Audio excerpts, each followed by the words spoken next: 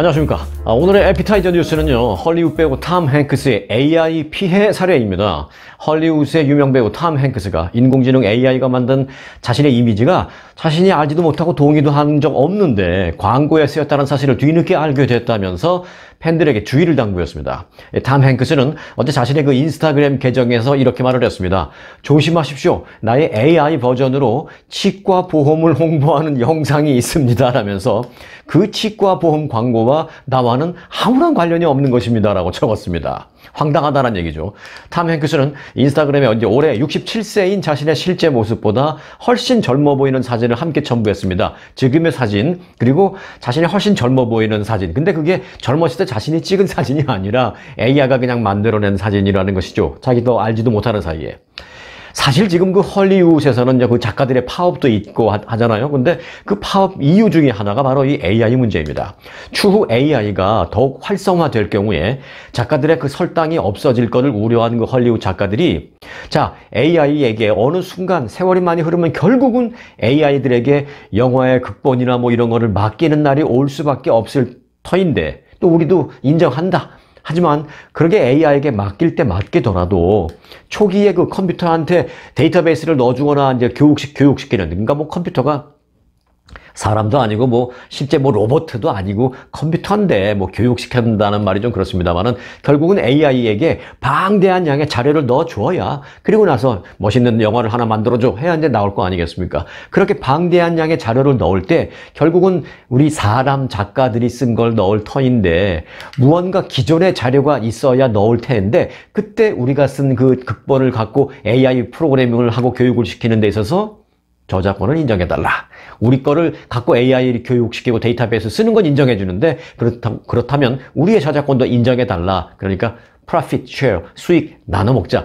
그걸 이제 인정해달라는 얘기. 지금 파업하는 그 요구 중에 사항 중에 그게 하나인 것입니다. 이처럼 그 헐리우드의 최근 AI가 민감한 이슈로 떠오른 상황에서 이 톰 행크스의 AI 피해 호소는요. 앞으로 이 AI를 활용한 소위 가상 배우, 이 버추얼 액터가 할리우드의 또 다른 민감한 문제로 떠오를 것을 시사하는 것입니다. 톰 행크스하고 너무 똑같이 구별하기도 힘들 정도로 만들어버리니까 이걸 그냥 움직이게 만들면 결국은 젊은 톰 행크스가 다시 나와버리는 거죠. 그래서 톰 행크스는요, 사실 이전에도 여러 차례 AI가 영화계에 미칠 악영향을 경고한 바 있는 그런 영화 배우입니다. 그랬는데 이번에 자신이 실제로 피해를 당해버린 것입니다.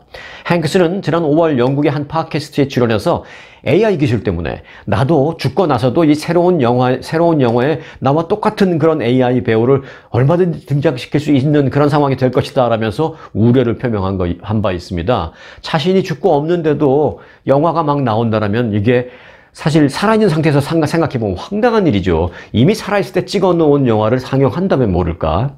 그래서 톰 행크스는 내가 내일 당장 버스에 치여서 크게 다치더라도 내 연기는 계속될 수 있을 것이다 라고 말했습니다. 하지만 이것은 좋게 말하는 게 아니라 내가 하지도 않은 그런 연기가 나올 것이다. 그런 얘기죠. 하지만 그건 이제 자신이 아니라 자신과 외모를 구별하기 어려운 AI의 연기일 뿐이다 라고 톰 행크스는 말했습니다. 자, 최근 그 AI의 사기성 광고에 분통을 터뜨린 방송계와 영화계의 유명인은 이 톰 행크스뿐만이 아닙니다. CBS 방송의 진행자인 게일 킹이라는 사람은요, 이 자신의 동의 없이 AI를 통해서 만들어진 자신의 똑같은 이미지가 어떤 다이어트와 관련된 한 광고에 쓰였다라면서 역시 피해를 호소하고 있습니다. 그는 이렇게 말하고 있습니다. 나는 그 다이어트 제품에 대해서 한 번도 본 적도 없고 들어본 적도 없다. 사용해 본 적이 없는 건 당연하고 보거나 들은 적도 없습니다. 라면서 AI 영상에 절대 속지 말아달라고 호소를 하기도 했습니다. 그러나 톰 행크스에게 이제 뉴욕타임즈가 이메일로 질문서를 보냈어요. 그러면 이 치과 보험인지 무슨 치과 광고인지 그분들의 그쪽에다가 뭐 소송을 취할 것입니까? 라고 질문서를 보냈더니 톰 행크스는 아직 뉴욕타임즈에 답변을 하지 않았습니다. 변호사들하고 상의하고 있는 모양이에요. 자, 구별하기 어려운 AI를 만드는 그 기술을 개발을 했다면 법적으로 그 기술이 사용되기 전에 실제와 AI를 구분할 수 있는 그런 기술 개발도 함께 동반되어야 그래야 사용이 허가된다라는 그런 법령이 좀 마련돼야 할 것이다 라는 생각이 듭니다. 마구잡이로 이렇게 만들면 안 되죠. 법적인 보호 조치가 전혀 없이 마구잡이로 새로운 기술이 구현된다면 세상이 어지러워질 수 있기 때문입니다. 자, 오늘의 에피타이저 뉴스였습니다. 그리고 오늘 역시 또 빠짐없이 출첵해주신 구독자님들께 감사드리고요. 근데 오늘 뭐 그냥 이렇게 어쩌다가 방문을 해주신 분들이라면, 아니면은 구독 절대 안 누르고 그냥 살짝 왔다 가시고 그런 분들이시라면 오늘만큼은 구독 잊지 마시기 바라겠습니다. 자, 오늘 첫 소식은요, 사실은 이 뉴스가 제일 중요한 탑 뉴스이긴 합니다. 사실은 미국 역사상 최초의, 다시 말해서 전대미문의 사건, 어제 발생했습니다. 바로 연방하원 의장의 해임 소식입니다. 미국에서 대통령이 권력서열 1위, 그리고 대통령 유고 시에는 권력서열 2위가 물려받죠. 대통령을. 그는 바로 부통령. 그리고 부통령까지 유고 시에는 권력서열 순위 3위가 누굽니까? 바로 연방하원 의장입니다. 그 미국의 권력 순위 3위인 케빈 메카시 하원 의장이 전격 어제 해임되었습니다. 234년 미국 의회 역사에서 하원 의장이 해임된 것은 이번이 처음입니다. 연방 하원은 어제 전체 회의를 열고 케빈 메카시 하원 의장 해임 결의안에 대한 표결을 실시해서 찬성 216, 반대 210표로 해임 결의안을 가결 처리했습니다. 반란을 주도한 공화당의 강경파 의원 8명이 찬성표를 던졌습니다. 공화당에서 8명만 찬성표를 던졌는데 어떻게 이게 그렇게 가결이 돼버렸지? 네, 바로 민주당이 찬성을 당론으로 정했기 때문입니다. 당론으로 해임 찬성 입장을 정한 민주당 의원 전원이 가세해서 일사천리로 가결 처리됐습니다. 앞서 공화당 강경파인 맷 게이츠 하원 의원은 메카시 의장이 추진한 임시 예산안 처리에 반발해서 그 전날 메카시 의장 해임 결의안을 제출한 바 있습니다. 메카시 의장은 이에 대해서 해볼 테면 해봐라 라는 좀 자신만만한 반응을 보이긴 했습니다만 결과는 참담했습니다. 일각에서는 그 민주당 일부가 메카시 의장을 좀 돕지 않겠느냐, 반대표를 던지지 않겠느냐, 소위 민주당 내에 반란표가 나오지 않겠느냐라는 그런 전망도 나왔습니다만은 메카시 의장과 민주당은 서로 이제 주고받을 것이 더 이상이 없다라는 그런 것 때문인지 일단 선을 그었습니다. 특히 이제 민주당은요, 당에서 회의를 많이 했는데 이걸 찬성할까 반대할까 회의를 많이 했는데 메카시 의장이 최근에 그 추진하고 있는 바이든 대통령에 대한 그 하원의 탄핵 조사 이런 것 등을 이유로 해서 아니야 메카시 의장 절대 우리 민주당 입장에서는 신뢰할 수 없어. 물론 메카시는 공화당 소속이죠. 우리 민주당 입장에서는 신뢰할 수 없어. 자, 당론으로 결정합시다. 해임 찬성. 그래서 일사천리로 해임이 된 것입니다. 자, 해임 찬성 당론을 결정한 민주당의 전원 찬성을 던져버린 것입니다. 자, 그래서 초유의 해임 사태가 발생했는데 이로 인해서 이제 하원 다수당인 공화당은 물론 이 하원 전체가 당분간은 좀 예측할 수 없는 그런 대혼란 상태에 빠져들 것으로 보입니다. 일단 하원 의장 자리가 공석이 된 만큼 후임 선출이 시급합니다만은 다수당인 공화당 내에 현재 마땅한 대안이 없다라는 데에는 대체적인 의견이 일치하고 있는 그런 상황입니다. 어찌 보면 참 공화당도 그래요. 마땅한 대안도 없이 그냥 같은 공화당 소속의 의장을 쳐버린 거예요. 물론 공화당 그 강경파만 그렇게 찬성했고 공화당의 대부분은 반대했습니다. 사실은 민주당이 찬성하는 바람에 이제 통과가 된 거죠.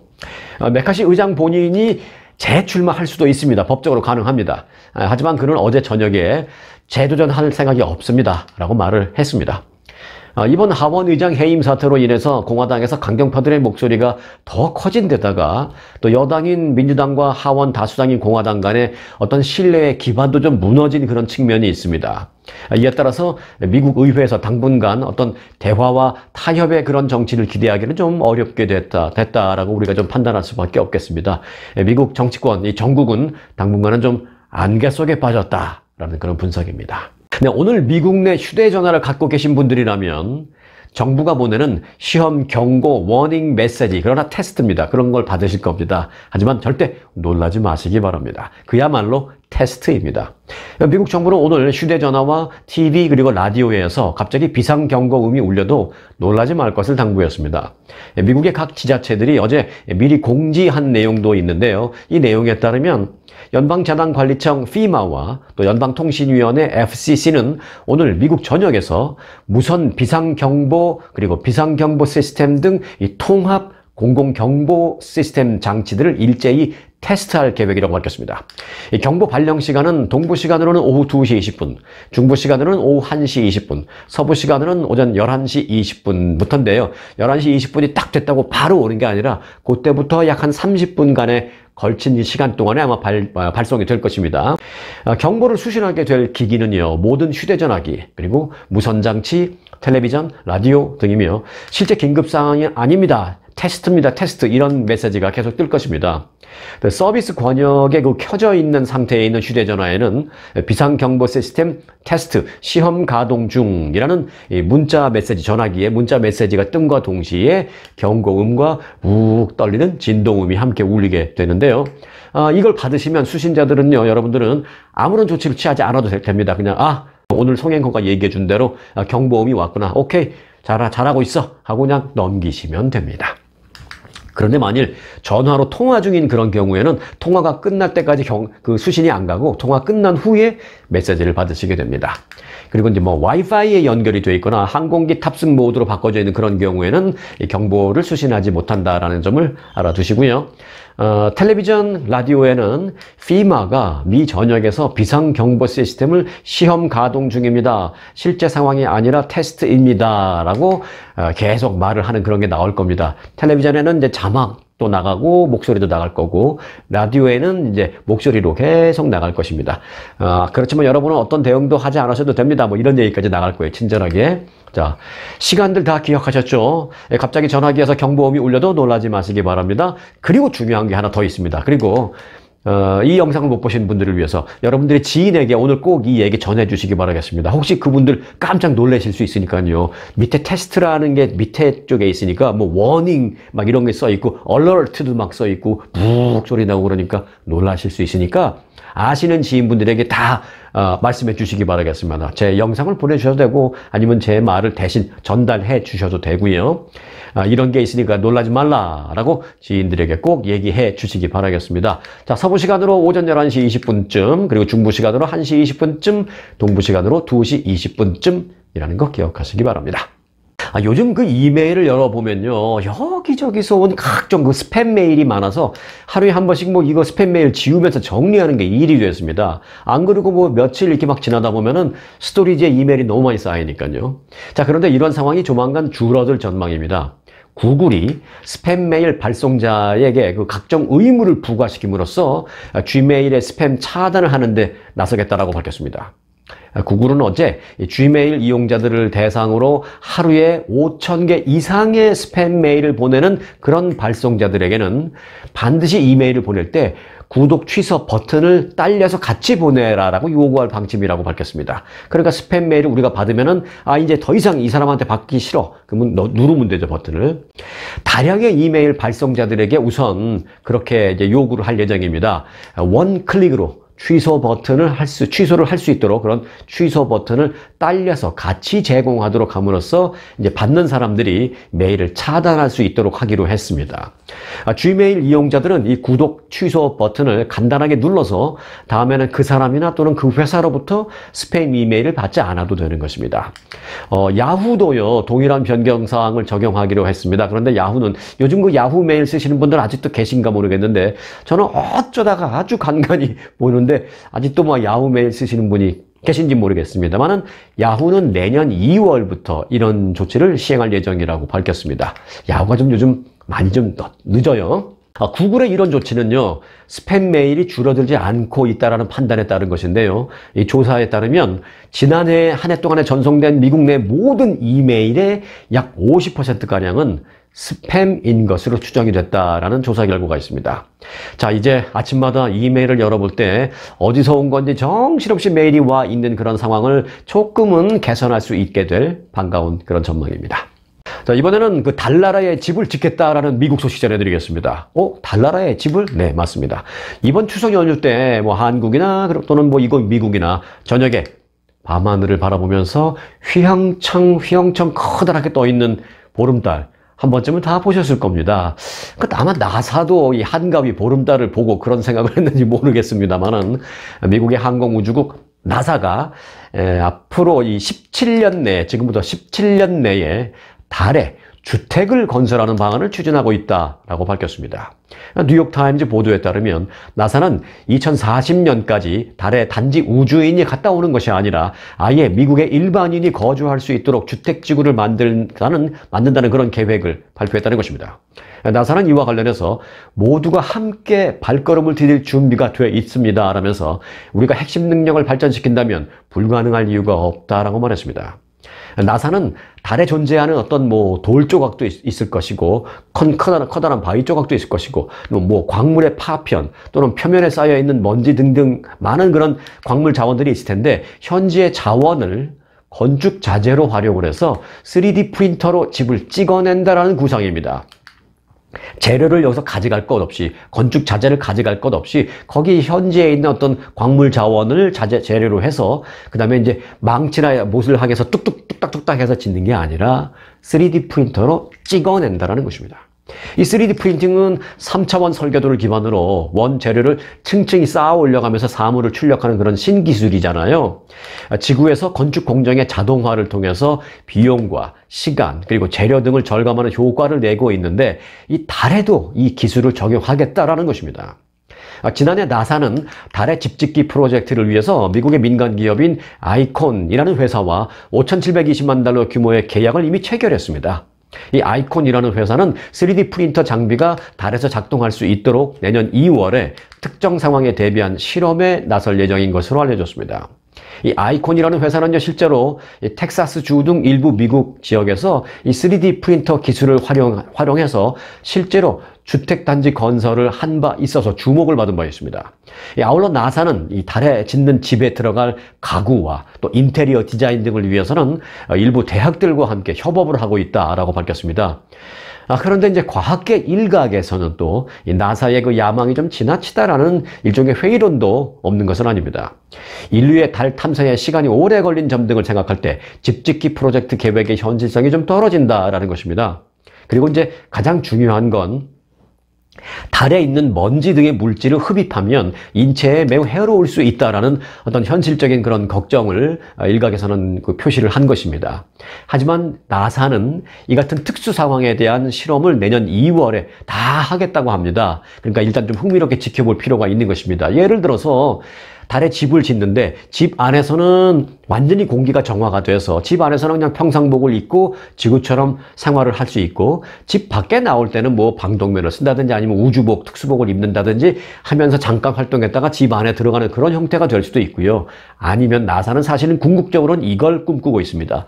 초대형 돔을 지어서 그 돔 안에 수십 채 또는 수백 채의 집을 짓고 거기서는 집 안팎을 왔다 갔다 편안하게 평상시처럼 해도 됩니다. 다만 이 돔만 벗어나지 않으면 되죠. 그러나 이 돔 자체가 축구공 수십 개 사이즈의 초대형 돔을 지어서 그 안은 지구와 똑같은 공기, 지구와 똑같은 환경을 만들겠다라는 것입니다. 궁극적으로는 그렇게까지 지금 계획을 하고 있습니다. 그러니 자, 일단 첫 번째 걸음을 딛겠다고 하니까 흥미롭게 좀 지켜봐야 되겠습니다.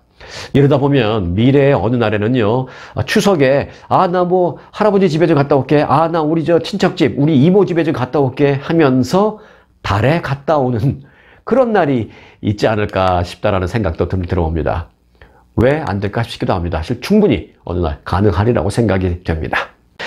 미국 내 아시안계를 대상으로 해서 당신들 중에 아시안을 대상으로 조사를 했는데 다른 나라 말고 아시아 국가들 중에 어느 나라에 대한 호감도를 갖고 계십니까? 이런 조사를 했습니다. 그러니까 미국에서는 아시안계를 대상으로 유럽의 어느 나라가 좋아요? 그게 아니라, 당신 아시안이시죠? 그러면 아시안 중에 어느 나라가 가장 호감을 갖고 있습니까? 이런 조사를 한 것입니다.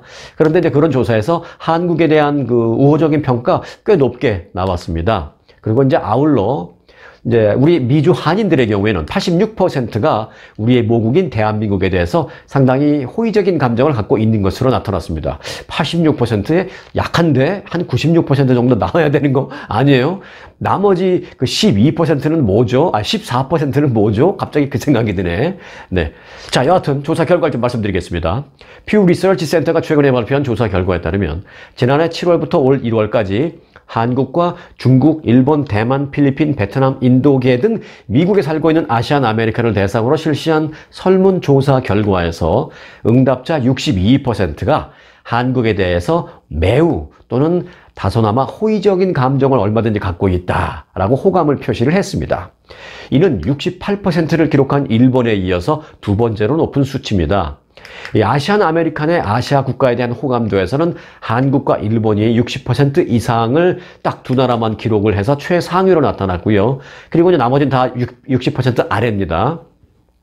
대만에 대한 호감도가 56%, 필리핀과 베트남이 각각 37% 차이가 많이 나죠. 그리고 인도 33%, 그리고 꼴등이 중국이에요. 중국에 대한 호감도는 20% 등의 순으로 조사됐습니다.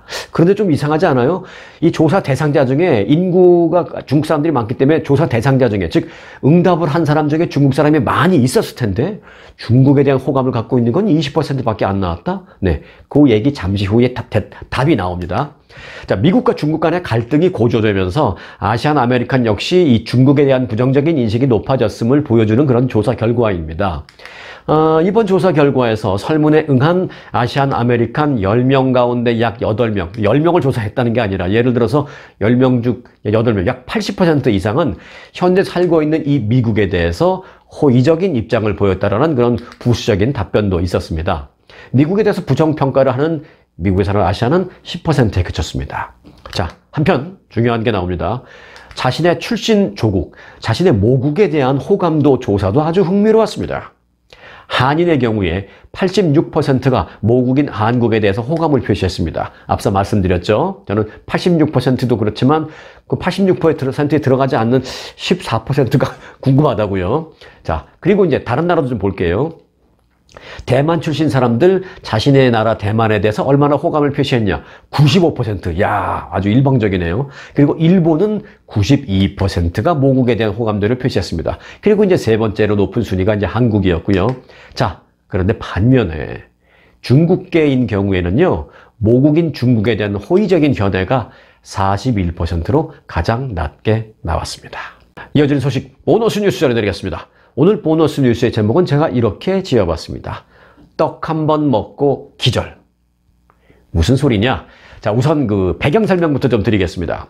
LA 한인타운 등 미주 지역의 그 각 한인 사회의 그 식품 업계에서 뭐 견과류 등 식품에 첨가되는 그 알러지를 유발하는 식재료의 위험성에 대한 인식이 매우 부족한 것으로 나타났다는 소식입니다. 이 한인타운의 식당이랄까, 뭐 마켓 또는 떡집 등에서 판매하는 그 식품 레이블, 식품 라벨을 보면요, 대부분의 경우 그 식품 알러지에 대한 경고문이나 그런 어떤 문구가 전혀 없는 실정입니다. 떡이나 반찬, 무슨 조리된 식품 등 모두가 다 마찬가지였습니다. 하지만 FDA는 우유, 계란, 생선, 견과류 등 그 9개를 주요 알러지 유발 식품으로 지정하고 있습니다. 지난 2004년 의회를 통과한 식품 알러지 라벨링 및 소비자 보호법에 따르면 전국에서 유통되는 포장식품은 FDA의 주요 알러지 유발 성분 포함 여부를 반드시 표기해야 합니다. 주로 공장에서 제조된 완전 포장 제품들이 대상입니다.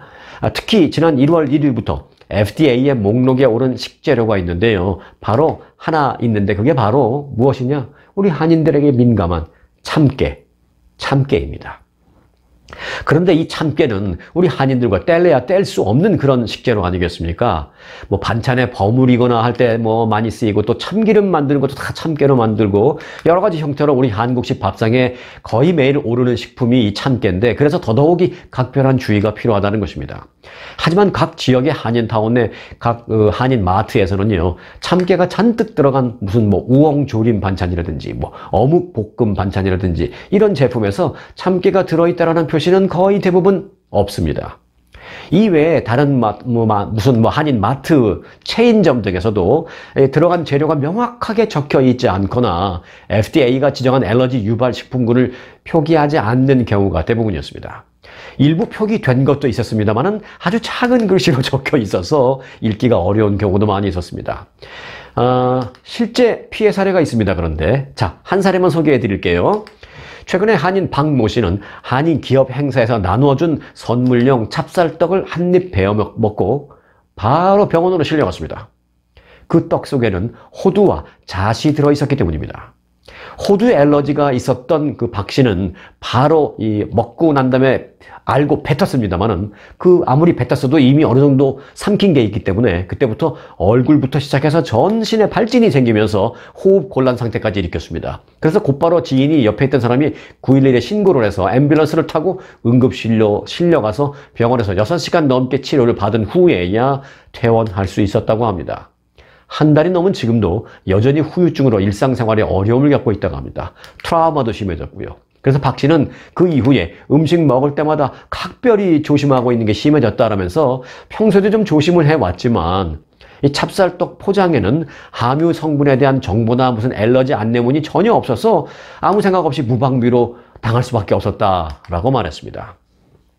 이 박 씨의 사례와 같이 대표적인 알러지 유발 식품인 견과류가 들어갔는데도 표기하지 않았다라는 것은 그만큼 이 한인타운에서 알러지의 심각성을 대수롭지 않게 여기고 있다라는 것을 방증하고 있는 것입니다. 소매점뿐만이 아니라 음식점들도 지난해부터 그 알러지 유발 물질이 포함된 경우에 구두 혹은 서면으로 알리는 것이 좋다라는 FDA의 경고가 있습니다. 이와 관련해서 한인 식당 관계자들은요, 어떻게 하나하나 다 일일이 적어 놓습니까? 라고 어려움을 토로하고 있습니다. 네, 그 어려움도 이해합니다. 자, 하지만 FDA는 이렇게 말하고 있습니다. 조언을 해주는 거죠. 팜플렛을 만들거나 또는 제품 포장 용기에 아예 딱 찍어서 받거나 또는 메뉴에 좀 써놓거나 아니면 라벨이나 포스터 등에 아예 만들어서 그런 좀 붙여라. 어떻게 손으로 쓰라는 얘기가 아니다. 그 좀 미리 좀 만들어 놓고 팜플렛을 나눠주거나 아니면은 매장에 크게 써놓고 좀 붙여놓거나 뭐 이런 식으로 해서 소비자들에게 좀 꼭 전달을 해야 한다라고 조언을 하고 있습니다. 요즘에는 한인들, 특히 1세보다는 특히 이제 우리 2세 한인들의 경우에는요, 이 알러지에 대해서 상당히 민감한 경우가 많아서 2세들이 한인 사회에서 음식을 사 먹거나 한인 마켓에서 조리된 음식을 사 먹는 이런 경우를 대비해서라도 이 한인 마켓과 음식점 등이 그런 부분에 대한 알러지에 대한 경각심을 좀 갖는 게 필요하다라는 그런 생각입니다. 자, 오늘 영상은 여기까지입니다. 오늘도 여기까지 함께 해주신 찐 구독자님들께 특급 감사를 드리고요. 그냥 오늘 방문하신 분들이라면 구독 잊지 마시기 바라겠습니다. 네, 스토리가 있는 뉴스, 송앵커의 스토리 뉴스 마칩니다. 고맙습니다.